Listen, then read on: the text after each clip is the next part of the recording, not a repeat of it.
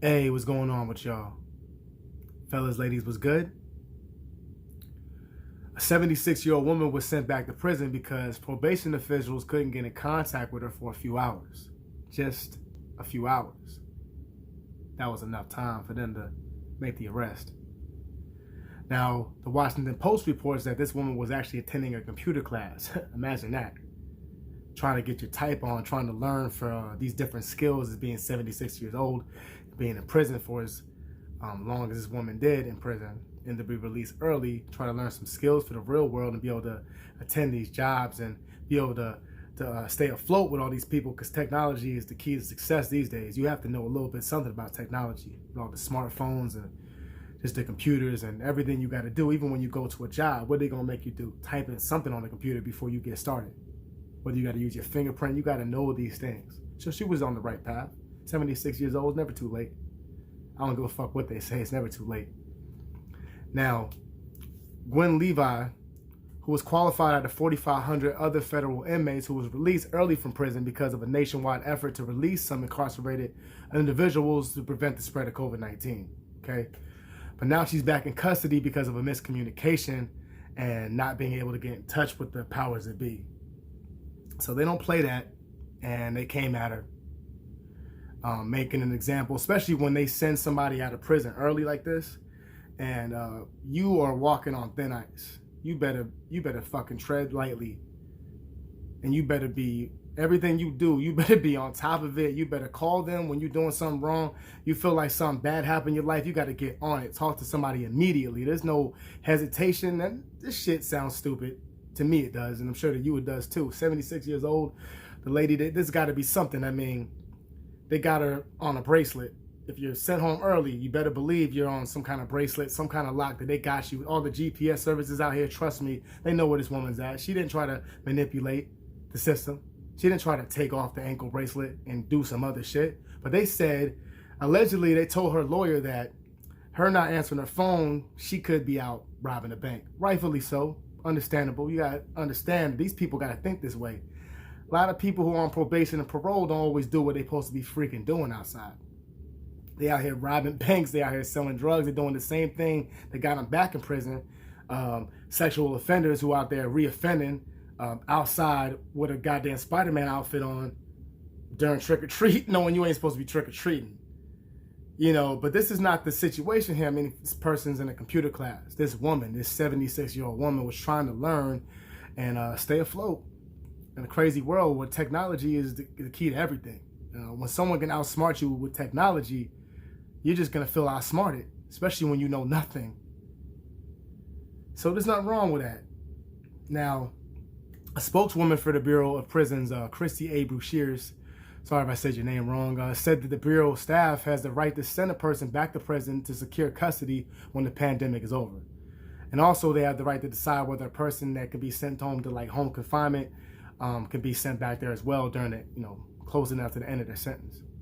Now, obviously, the 76-year-old woman was devastated and was very apologetic to her family and everybody else that she may have offended, and not knowing that she wasn't able to attend this class. Now, in 2004, Levi was charged with a conspiracy to sell at least 1 kilogram of heroin. Okay, so this is not a nice individual, but I mean, how bad can you? I mean, you selling drugs? I mean, let me get to it.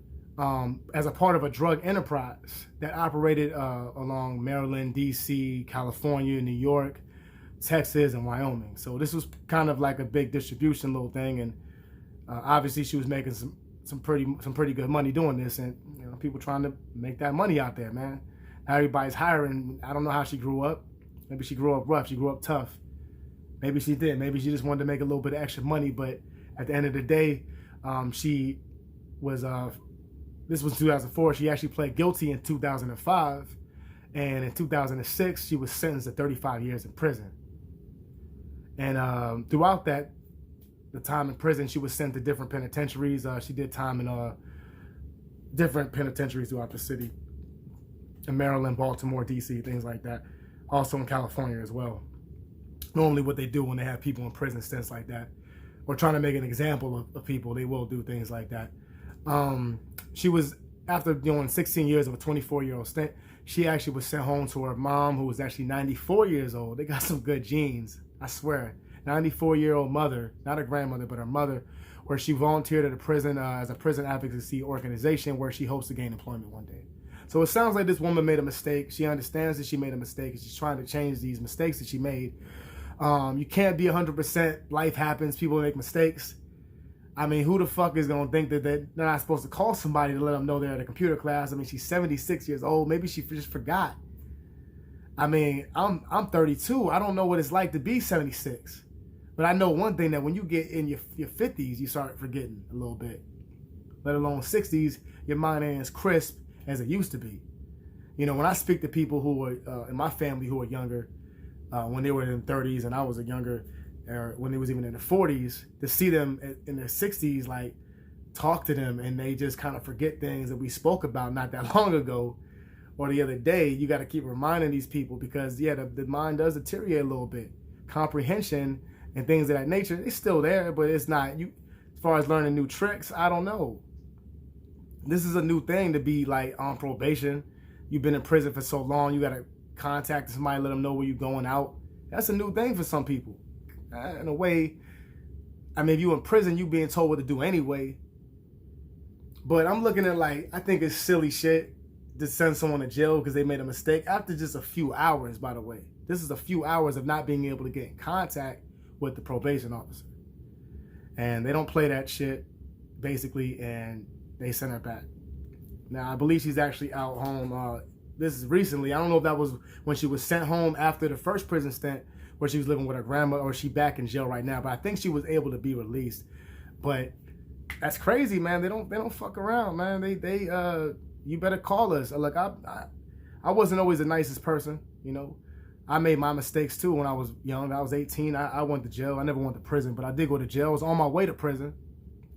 It was real hard being homeless and being on probation and having a surveillance officer and all of this shit being on you. And, you know, you try to tell them you live in places and they try to go that place and you don't actually live the place you told them you lived at, because you got a homeboy who's disloyal. And, you know, he tell you that you can basically pretend that you live there. Like, he let me kind of stay there, but then kicked me out for no reason at all. He just found a reason. I don't want you to stay here no more. That's what happens when two grown men are living with each other. Like, you know what? I can't live with this dude no more. And that's what pretty much happened. So that was happening to me a lot. I'm bouncing, sleeping on park bench to park bench. It's hard, man. And you got to try to contact. This is before everyone had a damn phone. It was a little harder, and they still have flip phones. So not everybody had a phone. It's easy for you to get rid of a flip phone or break it, whatever the fuck. Break it. Them things are solid, but it's easy for that stuff to happen. And I remember I used to go to T-Mobile and try to get a hold of my probation officer there. Like, I would call him, pull out my wallet. This is when I used to hold on to cards still. And I had my card, and I'm like calling him up, hey, where you at, man? We looking for you, man. We looking for you, man. You ain't compliant, man. You ain't compliant. You ain't compliant. You ain't compliant. I'm like, man, look, I'm trying the best I can, man. I went to your job. They say you don't work there no more, man. I'm like, man, I never worked there, man. I tried to work there, but the KFC, I mean, it's not practical, sir. I mean, et cetera, but they don't play that shit. So I eventually, you know, it was snowing outside real bad. I found my way to walk there. I had to walk. All the buses were shut down. I walked for like an hour and a half in the snow. So it took me about 2 hours to walk. Like, now I don't know, in 2008 in the D.C., Maryland, Virginia area, which I actually reside in, that's where that shit happened. It was a huge snowstorm back in 2008, 2007. And I was walking through that. It was snowing like crazy every day. I didn't know what to fucking do. And I'm homeless out in that shit. Come to think about it, I don't know what I was doing. I figured out a way, though. I was a young buck, you know. Young Thundercat, man. I can survive anything. You know, even to this day. It's sad, man. You got to be real careful, man. And long story short, I get to the spot. He looked like he wanted to lock me up for real. And all of a sudden, this lady came out. She was a part of the probation class that I attended. You know, the victims impact, about what you did to victims and shit. My charge was for burglary. The first breaking and entering charge down to burglary, daytime burglary. And, you know, so there was that kind of group in there. People who rob people, house burglaries, things like that. Home invasion even. They got the same type of people in there. And this is what you did and, you know, blah, blah, blah. and you learn from this shit. She was in that class and she helped me out, man. She was like, well, why don't you just put him in the probation class housing that we have? Probation housing? What? What you talking about? What you talking about, Miss Tillis? That's actually Miss Tillman, I think that's her name. That's crazy though. Probation housing. So I'm like, okay. And he's like, the other dude was like, I don't know, man. I don't know if we have any space. I don't know. We can always check. Man, this lady wasn't playing, man. Black lady was to the rescue. For real, man. She came and she helped me. And they were showing up space. They had funding. They had the space. Man, Virginia got money, bro. You crazy? Act like you ain't got no funding. You got funding. Trust me. The way she acted, we got funding, man. We got it. Now, they put me in this place. I felt uncomfortable because it's filled with like a bunch of SOs and shit, but it is what it is. I had a place to live over my head. I just didn't want nobody to throw a bomb at that shit, and I happened to be staying there because they just happen to hate them type of motherfuckers. I don't blame you, man. And the reason I found that out because I went to the front desk and seen all them cars there, like, what the fuck, man? They got me staying there. But hey, better than staying on the street, better than staying in the snow. He walking in my house looking through the trash can, see if I'm drinking any beers. So you got to be careful. You got to keep in contact with them. Are you incompliant? And I got lucky to not go to jail. They didn't play with this 76-year-old woman doing fed time or whatever. They don't play that shit, man. So in a way, was she wrong? Maybe. A little bit. Was she wrong enough to go to jail? Nah, I don't think so. But you walking on thin ice. Remember that Super Mario game when it was like there's that level towards the star level is real hard on the new Mario Wii on Nintendo Wii, and there's an ice level, and this shit would just be real. Then it was throwing fireballs and shit. That's what now she was walking on. It was that close to death. What? Nah, I can't do the Mario shit. But let's get past that. Just gotta be careful, man.